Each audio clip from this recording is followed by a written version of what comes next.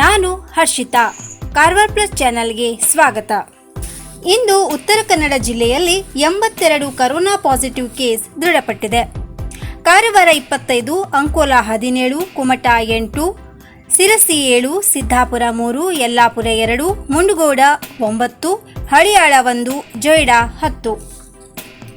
ಅದರಂತೆ 52 ಕರೋನಾ ಸೋಂಕಿತರು ಗುಣಮುಖ ಹೊಂದಿ ಆಸ್ಪತ್ರೆಗಳಿಂದ ಡಿಸ್ಚಾರ್ಜ್ ಆಗಿದ್ದಾರೆ.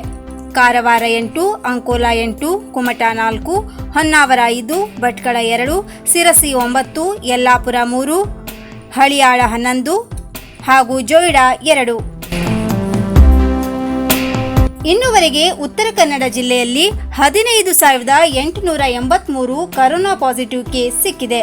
ಅದರಂತೆ 15,279 ಕರೋನಾ ಸೋಂಕಿತರು ಗುಣಮುಖ ಹೊಂದಿ ಆಸ್ಪತ್ರೆಗಳಿಂದ ಡಿಸ್ಚಾರ್ಜ್ ಆಗಿದ್ದಾರೆ.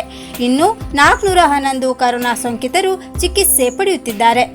ಈವರೆಗೆ ಉತ್ತರ ಕನ್ನಡ ಜಿಲ್ಲೆಯಲ್ಲಿ 193 ಕರೋನಾ ಸೋಂಕಿತರು ಮರಣ ಹೊಂದಿದ್ದಾರೆ.